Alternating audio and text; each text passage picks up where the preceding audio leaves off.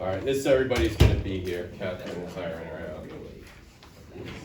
All right, we're going to get back into things from yesterday.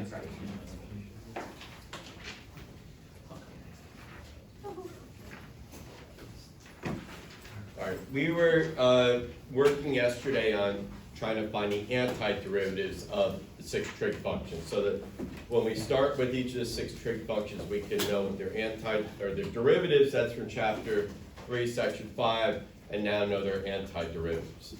Now, we talked about how with tangent and cotangent, we were able to, I'm just going to go back so we can look at the work. Here we were able to take tangent of x and rewrite it in terms of sine of x and cosine of x, and use integration by substitution. Now we're able to do a similar technique with cotangent of x. But it didn't work when we did it with secant of x. So I just want to refresh on why it doesn't work here while it worked on the others. When you say rewrite everything in terms of sine and cosine of x, that's really a non-technical thing. All right, it's a kind of colloquial thing, because we're doing it in different ways. Here, we're trying to use a reciprocal identity. But here, we use a quotient identity, and we use a quotient identity here. So there's no analogous method to do that with secant and cosecant because there's no quotient identity. All right, the equivalent of writing secant of x as 1 divided by cosine of x in technical terms would be taking tangent of x and rewriting it as 1 divided by cotangent of x, or cotangent of x is 1 divided by tangent of x. All right, so we use this all-encompassing, rewrite it in terms of sine and cosine. We have different paths to that. For tangent and cotangent, we use quotient identity. For secant and cosecant, we use a reciprocal identity. All right, so we need a different way to do this. All right, now this is not something, like if I gave you the whole period to work on this, you probably wouldn't get to it, okay? It's not something simple, and you're gonna see right when we get into it. All right, I'm gonna take this integrand, and I'm going to multiply it by 1, but not literally times 1. I can multiply it by something that's equivalent to 1 because 1 is the multiplicative identity element.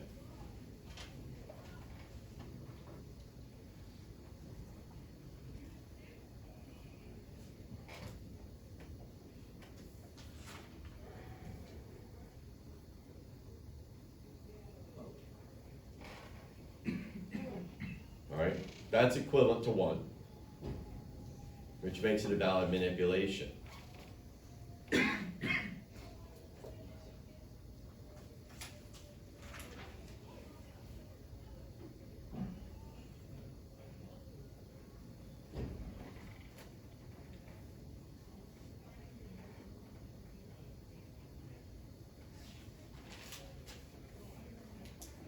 Those two things equivalent. The current step and the step that I had written previously. As regards to how much you love PEMDAS, PEMDAS pajamas. What? Do you have PEMDAS pajamas? Do I have PEMDAS pajamas? Yes. I don't have any math related clothing. You don't have any math themed? Well, PEMDAS isn't, Coach said PEMDAS isn't real math. It's, Harry, I'm proud of you. All right, we got that on video. PEMDAS is not real math, it's correct. But people who are so into PEMDAS, they don't think those two are the same thing, because they think you have to do multiplications before divisions, whatever. All right? Now, we're still not to the point where we can anti-differentiate. Now, I'm going to distribute in the numerator because there's a reason to do so. Alright, so we get secant squared of x plus secant of x times tangent of x.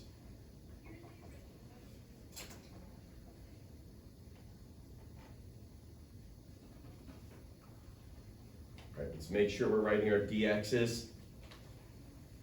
Alright, we did do fairly well with that on the test the other day. The parentheses were a little hit and miss. Alright, we're gonna do one more thing. Right, so is that valid? Distributed property, multiplication over addition and subtraction. Alright, now I'm going to use commutative property of addition. I'm going to commute the two terms in the numerator.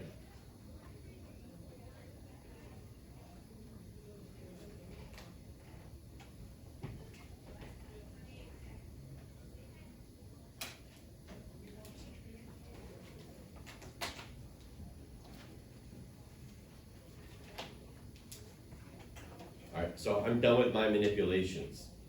Done manipulating.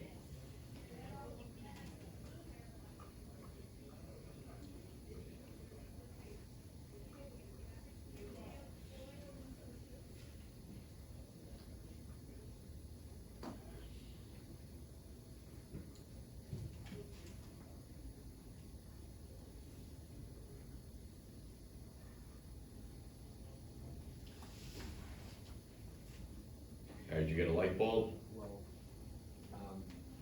after studying some of the trig derivatives after the test, Just for your own personal edification. yeah, secant squared x is the derivative of tangent x is secant squared x. The derivative of secant x is secant x tangent x. I don't know what that means, but it could be something about it. Oh, it is something of value, but obviously, you make that recognition, we have to be able to, will this move us forward in the problem? I guess we could say that hold on, where's the format?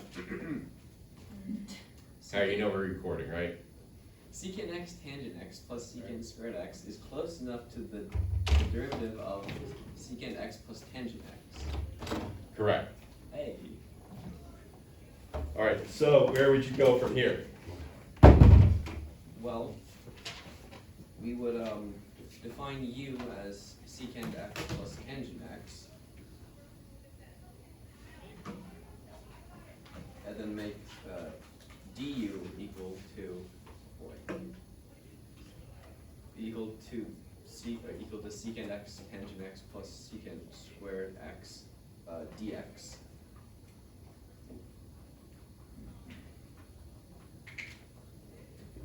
With parentheses. Parentheses. Okay. Now, Harry stated that he went back and he made sure he reviewed his trig derivatives based on some things that happened a couple days ago. What I have to do in my lesson plans is I have to add in reflection. So after class every day, sometimes I do it at the end of the day, sometimes I do it during lunch, I reflect on what happened during that day. So when it comes up next year, I can look back and see, well, you know, how things go the year before. And I said, you know, my notes from yesterday, because we started a new topic, I said I thought everything went well, but I had some concerns moving forward if people didn't know their differentiation rules well enough, that it could be a roadblock. So Harry went and corrected that issue. Does everybody see why I commuted the two terms in the numerator here? So the derivatives line up vertically with each other, okay? Just to make it a little bit more clear. But that's why we needed to do this manipulation here, is because we needed to get the numerator to be related to the derivative of the denominator. All right, so when we do this and we do the rewrite, what does it rewrite to?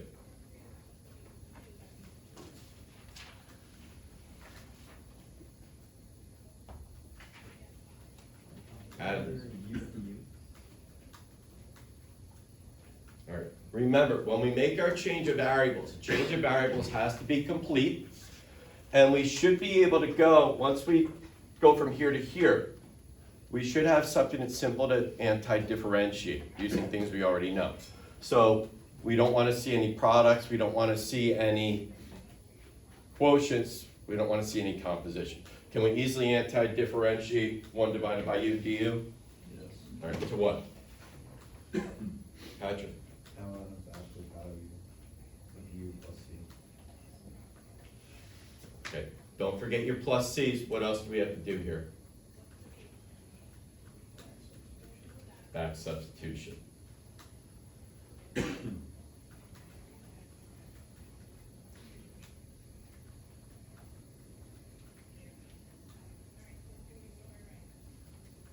All right, now, we have to make sure that we don't make up any properties of logarithms, because that's something that happens fairly commonly. All right, but do you see how you can get stuck here if you don't know your trig derivatives? Because the key to integration by substitution is you need to be able to look at this and see one part, and that's a fill in the blank sentence from yesterday, seeing one part as being the derivative or close enough to being the derivative of another part. So somebody who doesn't know their trig derivatives, could you see them start writing everything in terms of sine and cosine or something like that? Is that gonna help? No, gonna turn into a mess, all right? So all those differentiation rules that we learned in chapter 3, especially your trig derivatives, inverse trig derivatives, you have to take the time to refresh them, all right? It's kind of like last year when we were doing stuff with trig identities, and people said, well, is there a way to do this without learning all those identities? No, there's certain things that are foundational knowledge that we have to make sure we know. Okay, so we can go back to here, and we can fill this in.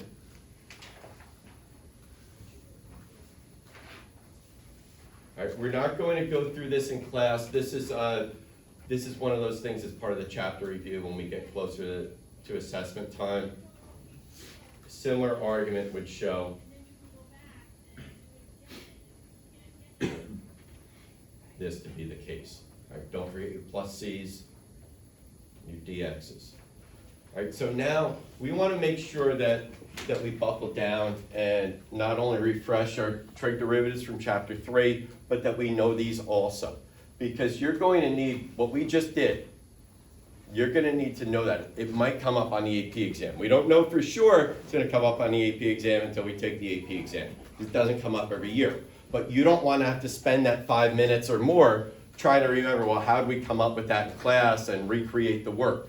Like I had some kids in the chapter 5 math analysis test this year that were trying to recreate how we developed the half angle identities during the test because they didn't take the time to learn the identities. And that's something that you just don't have time for then.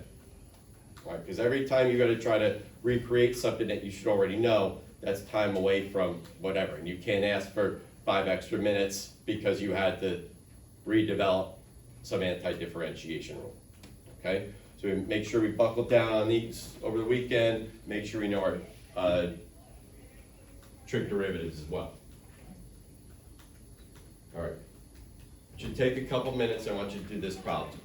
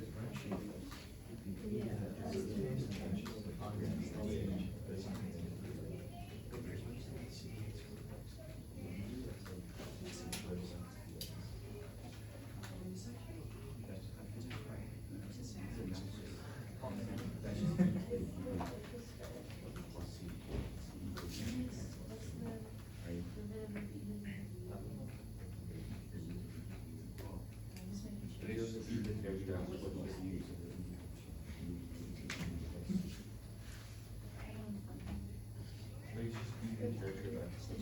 All right. One of the fundamental things with this, so when I asked Harry before about the light bulb, all right, because I could see Harry's face and I could see I had a recognition basically. Harry saw the numerators being the derivative of the denominator. All right. Things jump out at you when you know them well and you can't recognize something you don't know. All right, so like last year, 1 plus tangent squared of x. If you saw something like that, you'd say, oh, 1 plus tangent squared of x, that's equal to secant squared of x. If you know your identities really well, they jump out at you. Here, what's the analogous thing that we need to make sure we know? Derivative of tangent of x is secant squared of x. You need to know your differentiation rules. So, Harry said that he went back after the test and he said, I buckled down on them and made sure I knew them, so they jumped out at him. So if you look at this, how would we fill in the blank sentence from yesterday? Julia? Secant squared of x is the derivative of tangent of x. Secant squared of x is the derivative of tangent of x, so what would you let u equal? Tangent of x. Okay? Things jump out at you when you know them.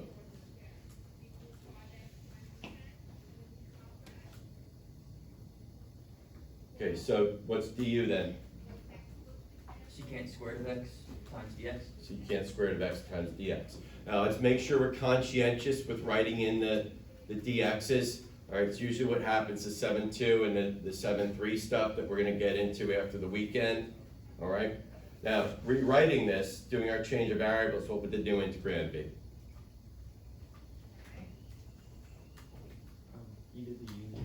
E to the u du. Okay, is our change of variables complete?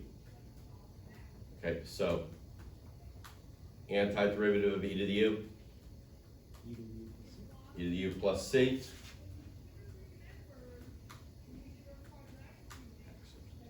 Back substitute.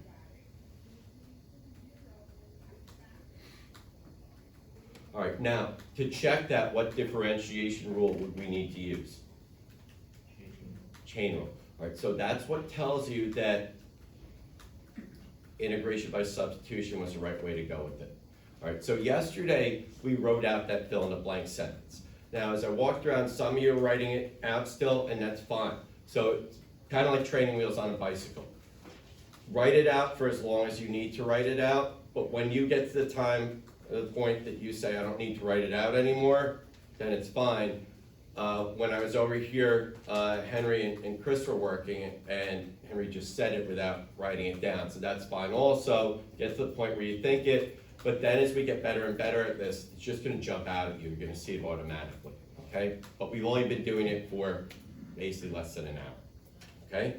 So what we're going to do now is we're going to work on problem set, just a bunch of different situations here. Put this on freeze so it doesn't go blue, all right? Write out the fill in a blank sentence if you need to. If you don't, that's fine also, all right? But just make sure that fill in the blank sentence has to be a true statement. We're not playing Mad Libs here.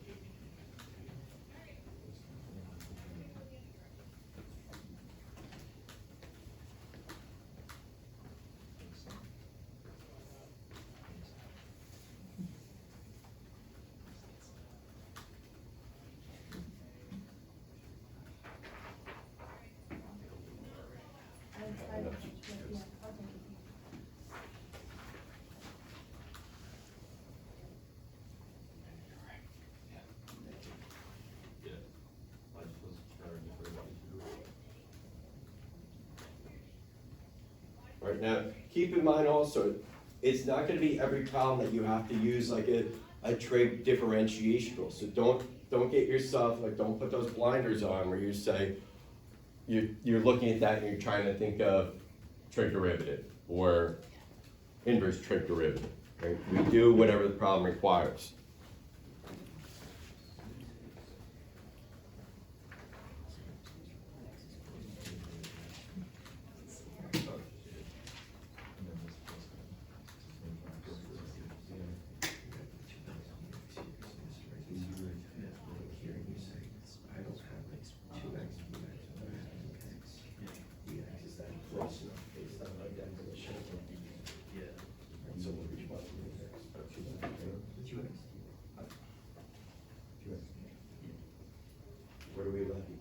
sides of the equation. Usually we talk about so instead of dividing by two. Okay, good.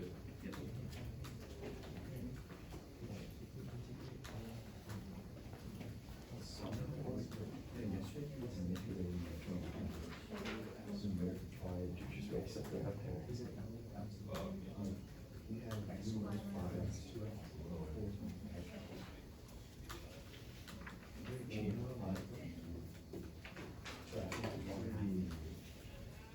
yeah, one half. One half.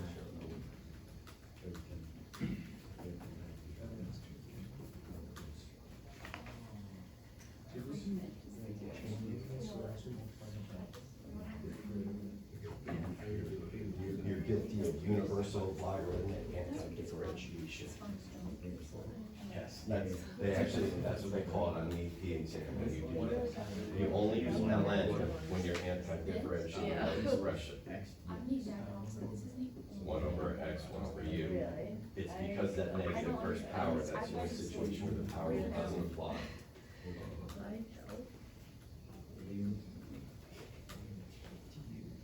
All right, guys, if you're looking and you're struggling, take a step back, right at the fill in the blank sentence from yesterday if you need to. If you don't need to, that's fine. But if you're struggling,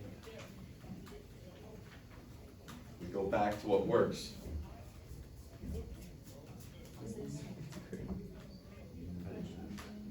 So far, so good. Just going to do there.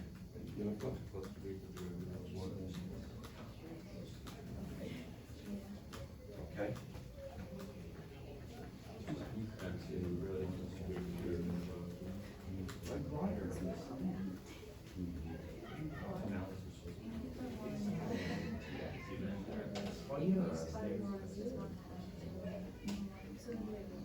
Here,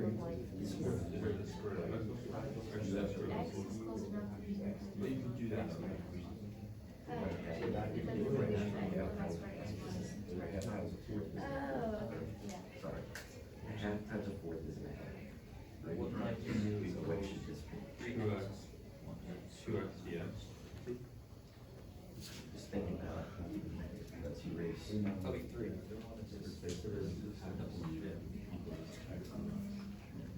You got one thing that's going on, that's right. If we set to both this exponent, and then multiply by that. All right, what do you need there? There's 1/2. Okay. Always check your anti-differentiation. Differentiation.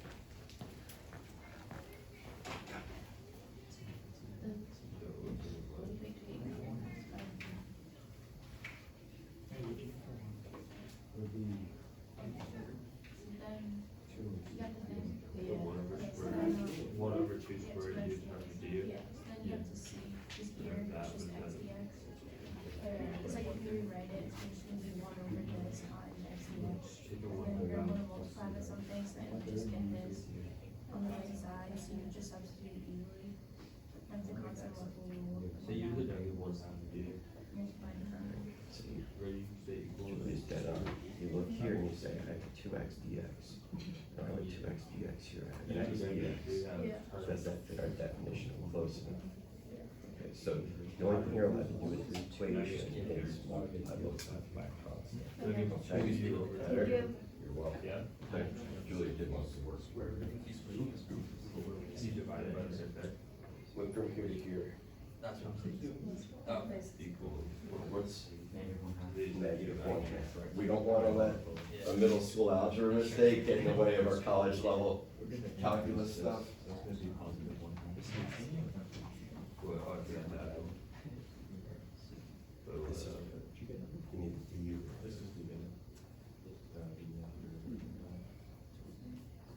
So that's just maybe you.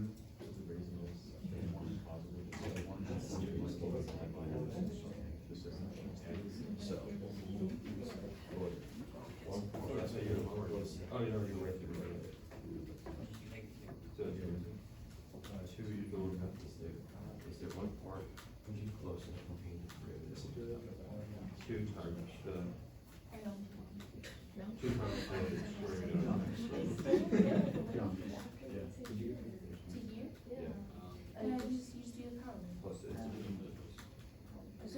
like the point of substituting this to get this is just so like, you know how to, like the first day you learn how to differentiate the power rule, right?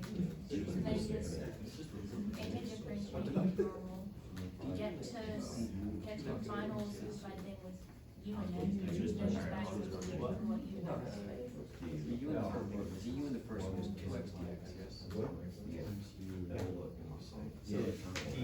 Yeah, the XDX is one differentiating. Like, it's more helpful if you go from this, Yeah, this is if you negative. went from this to,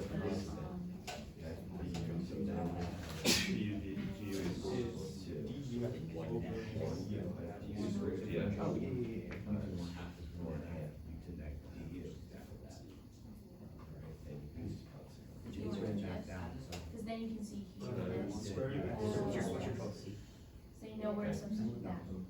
Then this is just, first is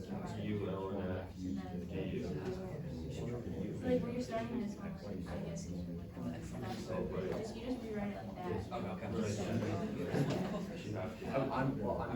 this. Yeah. Wait, but then I got ln of g eraser too, which looks wrong. That's L and F. I rewrite that this way.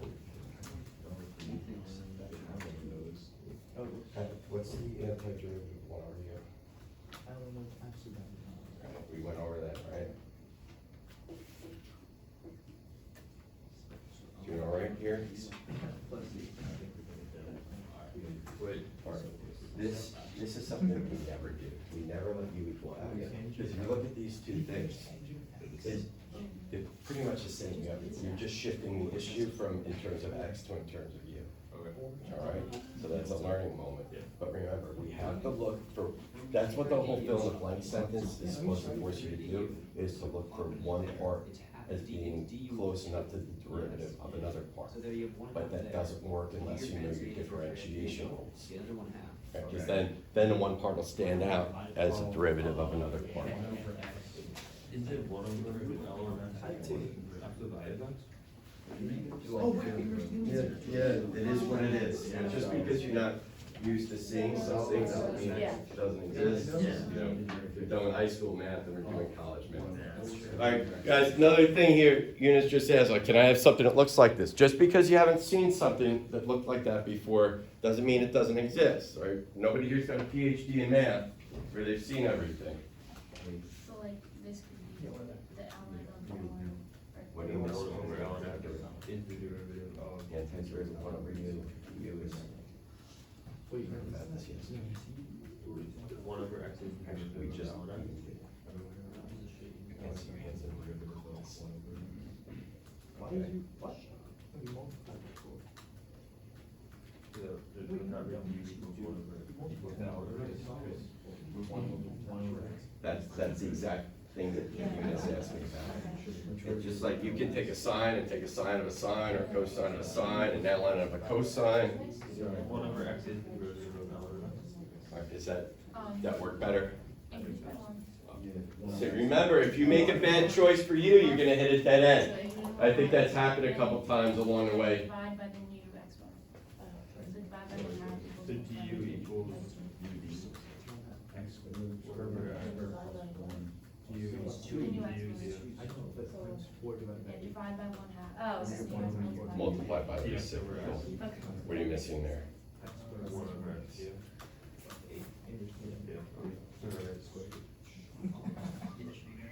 L of U equals U, 1 over U is 1 over X, yeah, so it's U du. Is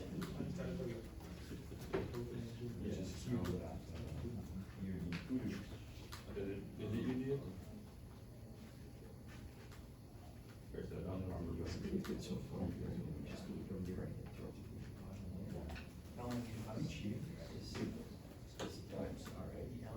U du. Oh. Oh. Wait, 1 over X, wait, I think I got it. 1 over X. Du equals 1. So that's the du. Because U is L Oh, over no, X. I put it down. With U is L over, as L over X. Or U is L over X, du equals dx over X. Yeah, like so.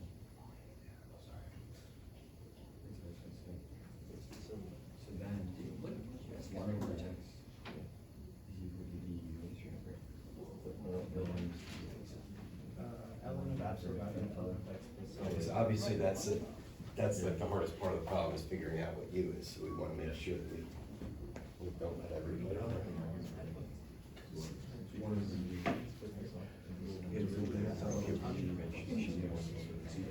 Maybe. Maybe. Yeah. Yes. Yes. That's exactly it. You just asked me and then Julia asked me, that's what I was talking about when I said just because you haven't seen anything before. I mean, look at some of those differentiation rules or anti-differentiation rules where we have the ln of the absolute value of secant of x plus tangent of x plus c. You know, it's just, it is what it is, it's what it works out to be, and just because you haven't seen something before, doesn't mean it's wrong. Wait, then we just, wait, is it? Oh, I use Ellen. Is that the derivative Sorry, I don't think that is. but then you can go whatever. Yeah. But that should be number four. It was something from here. The integral Here. Number 4. There was the derivative. So the derivative of L and And then, like, sorry, that was 3. Actually, half the question. Hold on. What'd you get? L of L of the absolute value of the L of X. So, That's what I think. 4 over 1 plus x squared is close enough to be raised to the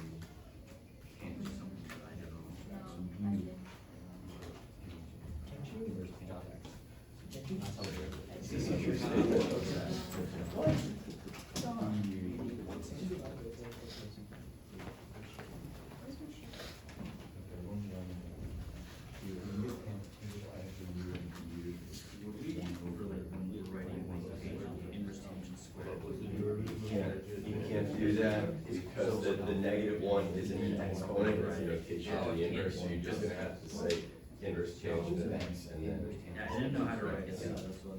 Right, it is what it is, if it doesn't, if it can't be rewritten, then we don't. so 1 plus x squared is, 1 plus x squared is close to the derivative of tangent.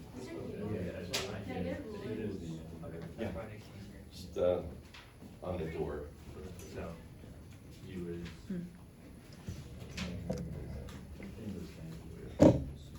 Is there any way to du equals 1 over 1 plus x squared dx. What's the derivative of u with respect to Du equals 1 over 1 plus x squared derivative of x. You went the wrong way. So what is that? So -2. So 4 You need right here. X. X. It's 4u. No, That's squared. It's that, right? It's 4u du. Make sure you finish it. Back substitute. Right. No, wait, that's right.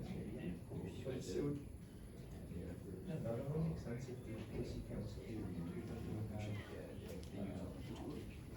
No, but I don't think that's what I'm. No, inverse tangent x.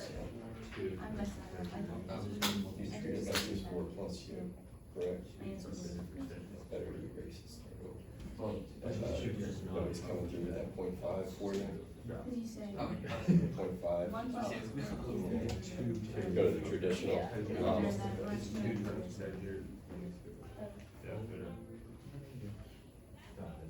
Is that not how it works? Yeah. I think it might be split. It's not even. Split plus it.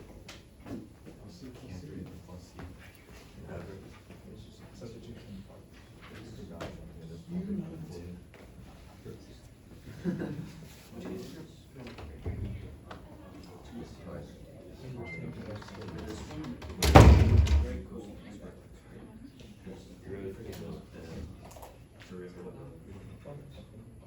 What's the derivative? So, skip Alright, So if you're saying, say what you're gonna say, cotangent of x is. Well, you can make code. Alright, so what would you like me to write? U equals cotangent Just cube. What? Facing that these guys are really trying. U is what you're going to take the derivative. Oh, so You got flips and K's, you got flips and K's. du. Which means that you got room to work. U is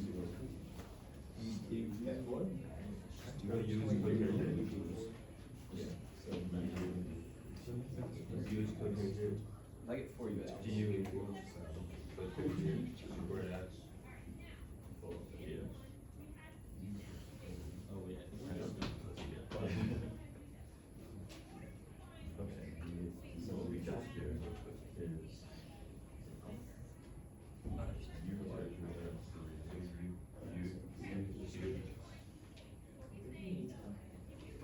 U cubed du. And I got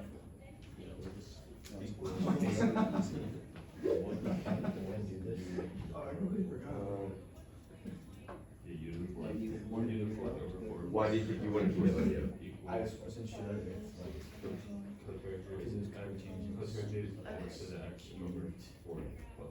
Well, remember, cotangent cubed of x is cotangent of x one cubed, right? got it. Alright, guys, remember, anything that's valid algebra is fair game to be used. But one thing that came up, so we're running a little low on time. Don't ever let u equal x, okay? Because there's no point in that. What it does, it doesn't change, the fundamental issue that you're having. It's just written in terms of x instead, or u in terms of x, all right? But what do we need to make sure we do over the weekend? Oh crap, it's negative. Review your differentiation rules, okay? Because some of you are looking at these and you're getting things right away. So that's why there's some people who are on. Yes. No, I got it. There's an Negative 1/4 cotangent x.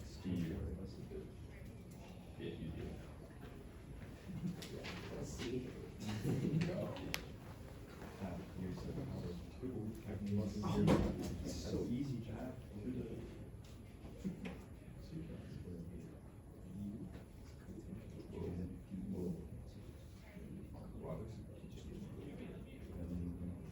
What? I didn't. I realized at the same time. All right, make sure you have all these problems down so you can get them finished over the weekend. We'll be on classroom, right? Yeah, it's just gonna be later. I mean, I don't know when I'm gonna get to it. So I'm not there right now.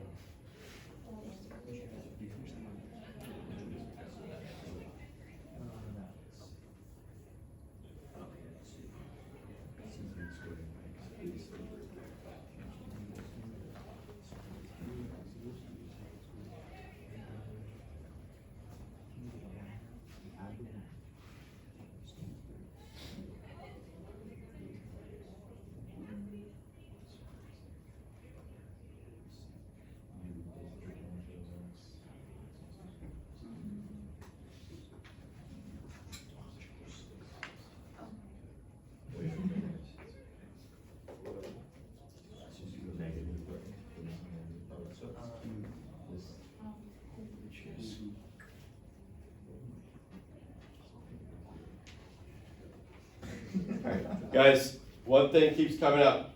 The trig function starts with co. What does its derivative start with? Negative sign. We have to remember those things. Remember, this isn't math analysis where we're done with the chapter. Doesn't come up again until the final exam.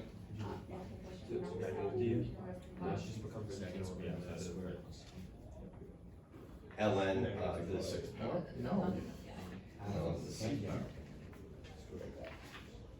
No, secant squared. What did you guys get for No, number it is 6? secant. What did you guys get for number 6? What? No, it's secant. X squared. What's Secant. X? Secant of x. If it was tangent. Ln. U is tangent. ln. Guys, number 7 is ln to the 6th power of x. Okay, it's the 6th power of ln of x. All right, we have to make sure we hammer down on those differentiation rules over the weekend. That was one of the things I put in my reflection that I had concerns with moving forward. And the things that I mentioned specifically were the trig derivative rules and the inverse trig derivative rules. So when I looked in the future yesterday, was I correct? Yes. All right. So it's fundamental knowledge, foundational knowledge that you have to have, or you're not going to be able to see one part as being the derivative of another, or close enough. All right, so let's look at number 3. What's the derivative of inverse tangent of x? Derivative of inverse tangent of x. 1 divided by 1 plus x squared. And when you know those things, things jump out. You say, oh, derivative of inverse tangent of x is 1 divided by 1 plus x squared, so u has to be equal to inverse tangent of x. And that gives you your starting point. Anything else at that end there?